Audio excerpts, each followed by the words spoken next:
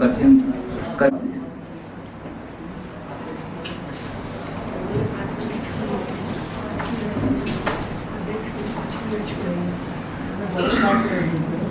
मेरे लिए भी समय सीमा 5 मिनट है। मैं वही बात कहूंगी जो अभी तक शायद नहीं कही गई, और चूंकि मैं बेटी हूँ तो मुझे सौभाग्य है उन बातों को जानने का भी नहीं है। तो व्यक्ति नहीं हो सकता है, नहीं होता है, लेकिन उसका साहित्य होता है। व्यक्ति नहीं बोलता है लेकिन उसका कर्म होता है। शांति सुमन को पढ़ना इसलिए भी जरूरी है क्योंकि शांति सुमन को पढ़ना समय को पढ़ना है, समाज को पढ़ना है, संस्कृति को पढ़ना है, संस्कार को पढ़ना है, देश को पढ़ना है। और हम कहते हैं ना, हम रहे ना रहे, साहित्य रहना चाहिए, क्योंकि साहित्य रहेगा तो संस्कृति रहेगी, तो ही देश रहेगा। शांति सुमन के विषय में मैं ये बहुत ही दावे के साथ कहती हूँ कि आप सब लोग समझते भी हैं कि साहित्य में पहचान बनाना एक स्त्री महिला रचनाकार के लिए बहुत आसान नहीं था। वो भी वो 70 के दौर में, जब उनका पहला जो उनका नवगीत संग्रह आया था 1970 में, और अंतिम जो है ईश्वर करे वो और भी लिखे 2021 में सानिध्य। इन 50 वर्षों से अधिक का जो उनका लेखन है, मुझे नहीं लगता है कि जो उनको मिलना चाहिए, जो स्थान साहित्य में अभी तक मिला है, ना तो उनकी कोई नेटवर्किंग थी, ना तो उनकी कोई लॉबी थी, ना वो किसी राजनीतिक दल की सदस्य थी। तो आप समझ सकते हैं कि जो कुछ भी उन्होंने पाया साहित्य में और अपने निजी जीवन में भी, वो संघर्ष और चुनौतियों से पाया। एक समय संघर्ष था जीवन को जीने का, जीवन में स्थायित्व का, फिर संघर्ष आया साहित्य में स्थान बनाने का, एक स्त्री महिला रचनाकार के तौर पर। और अभी जो संघर्ष है वह जीवन जीने का संघर्ष है, सांस का संघर्ष, सांस लेने का संघर्ष। पूरे संघर्ष में ही उन्होंने अपना जीवन बिता दिया। और ये जो 50 वर्षों से अधिक का समय है, हमने अभी तक उनके नवगीतकार, यानी कहते हैं कि पहली महिला नवगीतकार है, पहली महिला जनगीतकार है, लेकिन जो अभी तक नहीं पढ़ा गया है, मैं वो बात करना चाहती हूँ आपके साथ। हमारे पास उनके असंख्य आलेख हैं, जो गद्य लेखन है उनका वो समुद्र है। उनके आलेख हैं, उनके इंटरव्यूज हैं, उनके संस्मरण है, और सबसे महत्वपूर्ण एक जो उन्होंने एक ही उपन्यास लिखा, और वह था जल झुका हिरण। मुझे पता नहीं, हम तो तब बहुत छोटे थे, 1978 में वो लिखा गया। क्या समीक्षा हुई, क्या नहीं हुई, मुजफ्फरपुर में रहकर मुझे नहीं पता कितनी, लेकिन ये बात तो है कि मुजफ्फरपुर में वह जरूर रही, लेकिन उस समय भारतवर्ष के जितने भी बड़े बड़े आलोचक थे, बड़े से बड़े आलोचकों ने उनकी किताबों पर लिखा। लेकिन पब्लिसिटी, नेटवर्किंग जो होता है, उसमें शायद छोटे शहर का होने की वजह से, कहते हैं ना, बड़े शहर में नहीं जाओगे तो शायद बड़ा वो स्थान मिलेगा या नहीं पता है। लेकिन जो कुछ भी उन्होंने पाया वो बहुत संघर्ष से पाया। तो जल झुका हिरण के विषय में अभी आलोचकों से हमारी बात हो रही थी, उन्होंने उस पर लिखा है। उन्होंने कहा कि यह जो उपन्यास है, यह पोस्ट मॉडर्न थीम पर है, और यह एक ही उपन्यास काफी है उनको उत्कृष्ट उपन्यासकारों की कोटि में रखने के लिए। तो अभी उसे भी पढ़ा जाना है, उनके गद्य लेखन को पढ़ा जाना है। उन्होंने कहानियां भी लिखी है, उन्होंने लघु कथा भी लिखी है, उनकी अभी भी अप्रकाशित कहानियां हैं हमारे पास, प्रकाशित नहीं है। मैथिली में भी उन्होंने लिखा है। एक मेघ इंद्रनील, 20 से अधिक उनकी जो रचनाएं हैं नवगीत और गद्य पर एक वो जो नवगीत है मैथिली में उन्होंने लिखा है मेघ इंद्रनील। और अभी तो नहीं कहूँगी, कुछ वर्ष पहले साहित्य अकादमी से जो प्रोजेक्ट आया था उनके पास कामायनी का, उसका मैथिली में उन्होंने अनुवाद किया है। और बड़े से बड़े आलोचकों का यह मानना है कि वह जो अनुवाद है बहुत ही क्लिष्ट है, और उसको उन्होंने मैथिली में जिस तरह से किया है बहुत सुंदर अनुवाद है। लोगों ने कहा पुरस्कार मिलना चाहिए था, मगर पुरस्कार तक पहुंचने का जो चक्रव्यूह है वो शायद वो कभी तोड़ नहीं सकेंगे। और वैसे भी निराला को कौन सा पुरस्कार मिला? समय ही सबसे बड़ा पुरस्कार होता है, आपका काम सबसे बड़ा पुरस्कार होता है। और मैं ये भी, जो मैंने इतनी बातें कही, तो मैं ये बात बहुत ही दावे के साथ कह रही हूँ कि गद्य लेखन उनका अभी तक उस पर विमर्श नहीं हुआ है, उस पर विमर्श होना अभी बाकी है। और जितनी उत्कृष्ट वो गद्यकारा है, यह बात समय इस बात को सिद्ध करेगा जरूर। एक जो महत्वपूर्ण बात है कि संघर्ष की बात है, चुनौतियों की बात है, बहुत थोड़े में मैं इतना ही कहना चाहती हूँ कि गांव से शहर, एक निश्चित देहात जो होता है, कासिमपुर जो अपना स्कूल में नहीं था, वहां से उन्होंने अपने जीवन की यात्रा शुरू की। एक संयुक्त परिवार की अच्छी चीजें भी उन्होंने देखी, उम्मीद देखी, मिलनसारिता देखी, सौहार्द देखा, प्रेम देखा, लेकिन बंटवारा भी देखा। एक उनके चाचा कैसे मद्रास से पढ़कर आए थे और उनके पिता को, हमारे नाना जी को जमीन खरीदने की धूम थी। और छोटी छोटी बातें जो उन्होंने अपने संस्मरण में कहा है कि कैसे उनके पाँव से चांदी का कड़ा तोड़ करके जमीन खरीद लिया गया।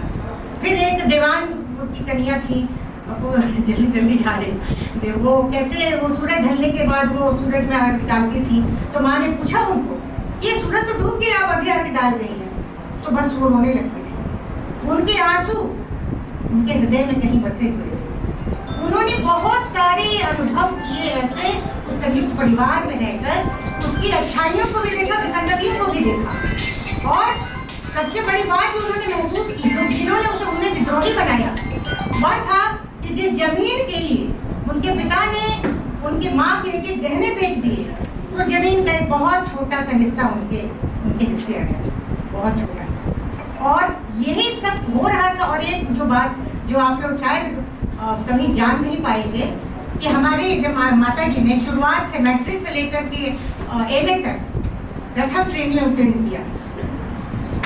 और सबसे बड़ी बात कि गांव में जब वो इतनी मेधावी थी कि मास्टर साहब कहते थे उनका हाथ काट के हम रख लेंगे, इतनी सुंदर उनकी लिखावट होती थी। तो मास्टर साहब ने कहा था मेरे नाना जी को कि आप जितनी जमीन खरीद लीजिए, लेकिन इस बच्ची को की पढ़ाई मत रोकिएगा। और ये बात, ये मुझे लगता है कि यही सबसे बड़ी देन है हमारे नाना जी के मेरे माँ के जीवन में सबसे बड़ी देन कि उन्होंने जिस लड़की, क्योंकि मैट्रिक पास कर चुकी थी तो विवाह का समय हो चुका था, तो जिसका चुनाव उन्होंने किया वो मेरे बाबूजी थे। और आज इस सभागार में मेरे बाबूजी की चर्चा किए बिना ये विमर्श बिल्कुल पूरा नहीं हो सकता, क्योंकि उनके सहयोग के साथ ही माता जी हमारी इतनी आगे आई। और हमारे बाबूजी का ये था, बहुत संपन्न परिवार के थे, क्योंकि बाबा दादी नहीं रहे बचपन में, तो उन्होंने कहा कि जब मैट्रिक की परीक्षा में देने गया तो मैंने 75 जो अंक थे वो मैंने पूरे सही लिखा, और 75 में 75 ही आया उनको, और 25 नंबर मैं नहीं लिख सकती, मेरे पास खड़ी नहीं थी। तो आप समझ सकते हैं संयुक्त परिवार में क्या होता है। सभी भाई अपने अपने दुनिया में थे और मेरे बाबूजी साइकिल चलाकर ट्यूशन करके उन्होंने खुद भी पढ़ा, मेरी माँ को भी पढ़ाया और बहुत आगे तक लेके गए, वहाँ तक लेके गए जो अमूमन शायद बहुत कम बच्चे कर पाते। और मेरे बाबूजी ने बहुत किया उनके, और मेरे नाना जी ने उनका चुनाव किया, जबकि इतने लड़के थे जो अमीर परिवार के थे, बड़े बड़े पदों पर थे, वो चाहते तो उनका चुनाव कर सकते थे, लेकिन मेरे बाबूजी का चुनाव किया, क्योंकि मेरे बाबूजी उस संघर्ष को समझते थे जिससे और मैं ये बात बहुत गर्व से कहती हूँ कि जब मेरी माँ की विदाई हुई तो मेरी नानी ने उनके आंचल में धूप-धाम नहीं रखा होगा, शायद संघर्ष रख दिया था, क्योंकि उनको पता था कि और मेरे बाबूजी का परिचय भी संघर्ष नहीं हुआ होगा, क्योंकि जब वो गई तो संघर्षों की बाढ़ आ गई। एक संपन्न परिवार से निकल कर कैसे वो गई शहर में। उन्होंने लिखा है, पहली बार ट्रेन में बैठी, पहली बार शहर आई, कोशी कछेर का सपना आंखों में भर लाई। तो पहली बार वो शहर आई और शहर में अपनी पहचान बनाना, वो संघर्ष करना, और जो उनको नौकरी, आप सोचिए कि जो व्यक्ति प्रारंभ से लेकर के एमए तक बिल्कुल प्रथम श्रेणी में उत्तीर्ण हुआ हो, उसको नौकरी, और जिसने कवि सम्मेलन पर अपनी अलग पहचान बनाई, एक कोकिल कंठी उनको होने का श्रेय दिया जाता है, उसको 2 बार इसलिए रिजेक्ट कर दिया गया क्योंकि उनके जो दूसरे कैंडिडेट थे वो बड़े संपन्न परिवारों के थे और वो बहुत कुछ दे सकते थे। तो तीसरी बार जब उनका चयन हुआ तो वो जो आए थे ना, वो जो गाइड आए थे, एक्सपर्ट आए थे, वो एक्सपर्ट जो थे उन्होंने उनको कवि सम्मेलन में सुना था और उन्होंने उनके गाइड को फटकार लगाई कि इतनी मेधावी बच्ची का आपने 2 बार से आपने रिजेक्ट किया, इसको तो सबसे पहले होना चाहिए था। और तीसरी बार में उनका बीपीएससी से उनका चयन हुआ। उन्होंने प्राध्यापन का कार्य किया और प्राध्यापन करते हुए घर परिवार चलाते हुए हम सबों की जिंदगी को संवारते हुए उन्होंने अपना साहित्य कर्म किया। और जो बात मैं कहना चाहती हूँ कि उन्होंने साहित्य के लिए कभी अपना परिवार नहीं छोड़ा, कभी परिवार को तोड़ा नहीं, हमेशा मुजफ्फरपुर में रही और गर्व के साथ रही। कभी उनके मन में ये नहीं आया कि मैं साहित्य कर्म करने के लिए, पुरस्कार पाने के लिए मैं दिल्ली चली जाऊँ या मैं ऐसे बड़े शहरों में चली जाऊँ, मैं नेटवर्किंग करूँ, कभी नहीं। यह उन्होंने हमेशा अपनी रचनाओं में, जो आपने कहा पर्यावरण की जो बात आज हो रही है, मैं जो आप सबने गुरुजनों ने, विद्वजनों ने इसको किया है रेखांकित कि पर्यावरण की जो बात हो रही है, उनकी रचनाएं, वो उनका परिवेश, वो प्रकृति की वो उपज थी। गाँव घर उन्होंने देखा था, जो जंगल, गाँव, खेत खलिहान उन्होंने देखा था और जो मजदूर किसानों को उन्होंने देखा था, उसी पर उन्होंने लिखा, वही बात पानी था उनका। और मैं यही कहना चाहती हूँ, नवगीत और जनगीत उनके लिए कभी अलग नहीं था। नवगीत में उन्होंने मध्य वर्गीय परिवारों की जो है व्यथा कथा को लिखा, प्रेम लिखा है, सौहार्द लिखा है, कुछ लिखा है उन्होंने, और साथ में विसंगतियों को भी लिखा है, त्रास लिखा है, घुटन को लिखा है, मोहभंग को लिखा है, मगर प्रेम को कहीं नहीं छोड़ा है। प्रेम उनके लिए नवगीत और जनगीत, जनगीत भी जो उनका है उसमें भी उन्होंने मजदूरों के प्रेम संबंधों पर लिखा है। कथरी ओढ़े ताल मखाने चुनती शकुंतला, उन्होंने जो लिखा है कथरी ओढ़े ताल मखाने चुनती शकुंतला, यह क्या है? वो कथरी शकुंतला को उन्होंने एक मजदूरी की बेटी के रूप में लिखा है और उसके सौंदर्य का वर्णन किया है। लंगोनिया, ऐसे कई पात्र हैं जो जिनको उन्होंने कोयला बिछते हुए, चुनते हुए भी उसके सौंदर्य को देखा है। उनका कहना था कि जनगीत है, इसका मतलब ये नहीं है कि हथौड़ा चले और ठंडा आवाज हो और यारों में हमें संघर्ष होता रहे। संघर्ष तो लिखा है, तो भरपूर लिखा है, शोषण पर लिखा है, वो तो उनकी भावभूमि है। लेकिन सबसे महत्वपूर्ण बात है कि उन्होंने मजदूरों के प्रेम को भी लिखा है, मजदूरी बेटी के सौंदर्य पर भी लिखा है। और उन्होंने नवगीत और जनगीत दोनों उन्होंने हृदय से लिखा है। कभी ऐसा नहीं सोचा कि ये नवगीत है और ये जनगीत है। तो सबसे बड़ी बात मैं बस यही कह के मैं समाप्त करूँगी कि जब मैं मुजफ्फरपुर गई, मेरी नौकरी वहाँ हो गई कॉलेज में, और सोचिए ये ईश्वर का ही विधान था कि मैं वहाँ गई। और जब मैं वहाँ गई तो वो मेरा पुश्तैनी घर है, मेरे माँ बाबू जी का बनाया हुआ घर है। मैं जब गई तो मैंने सिर्फ अतीत की परछाइयाँ उसमें देखी। जगह जगह माँ बाबूजी नजर आते थे, बाबूजी नहीं रहे, माँ बीमार हो गई और जमशेदपुर में है।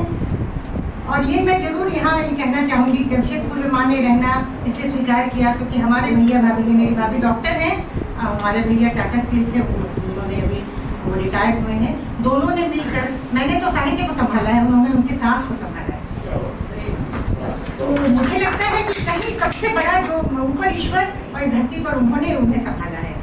तो जब मैं वहाँ गई तो मैंने किताबें किताबें और किताबें, इधर अलमीरा उधर अलमीरा, लेकिन किताबों के साथ मैंने जाले देखे, मकड़े देखे, वो धूल देखा। तो मेरे समझ में नहीं आया कि मैं क्या करूँ।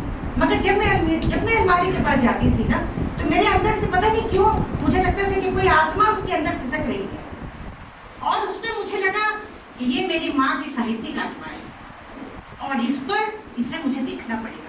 और मैंने 3 महीने 4 महीने लगाकर सारी किताबों को निकाला, और मैंने सिर्फ माता जी का ही नहीं, मैंने उन सारे लेखकों का, कवियों का के पुस्तकों को देखा जो 70-80, मतलब मुझे लगता है 50-60-70 वो सारी किताबें थी उसमें। और फिर मैंने उसमें से एक-एक करके छांटना शुरू किया। और माता जी का ये सबसे बड़ा गुण जो था कि वो हर वो पुरानी से पुरानी पुस्तकों के ऊपर वो डेट लिखते थे, तिथि लिखते थे कि इस अंक में, इस पेज, इस पर हमारी रचना है, ये गीत है, समीक्षा है। और इसकी वजह से मुझे बहुत मदद मिली। और हमने जब उसको खंगालना शुरू किया तो मुझे लगा कि अरे अभी तो लोग इसको नवगीत और जनगीत में ही बांध रहे हैं, और और ये जो गद्दे इन्होंने इतना लिखा है उसका क्या होगा? कितने असंख्य असंख्य आलेख हैं उनके छपे हुए और बिना छपे हुए। तो मैं यही कह रही हूँ कि अभी बहुत कुछ बाकी है, बहुत कुछ होगा। और बस यही मैं कह रही हूँ कि शांति सुमन एक व्यक्ति नहीं है, सिर्फ वो क्या है, मुझे लगता है कि अपने संघर्ष, अपनी चुनौतियों को अपनी ताकत से, अपने साहस से अपनी ताकत बना लेने का जो नाम है वो शांति सुमन है। और उन्होंने जीवन भर संघर्ष किया है, लेकिन मुझे लगता है कि आज भी वो संघर्ष कर रही हैं। वो CCU में जरूर है, लेकिन वो बेहतर हो रही हैं क्योंकि उन्हें ऐसे जाना गवारा नहीं। और जब तक आप सब साथ हैं, आप सबों की शुभकामनाएं हैं, वो रहेंगी। और वो अपना जो भी है, उनका जो भी साहित्यिक दाय है उनका, वो सारा उनको मिलेगा, तभी वो मुझे लगता है उनको संतुष्टि मिलेगी। और मैं आप सबकी बहुत बहुत आभारी हूँ। और आभार में मैं कहती हूँ ये भार है कर्तव्य बोध का। आप सब देखिए वो नहीं है यहाँ मंच पर, भी आप सब आए हैं। तो मैं वही कहती हूँ, मैं फिर से कहती हूँ कि व्यक्ति रहेगा रहे, उसका कर्म बोलता है।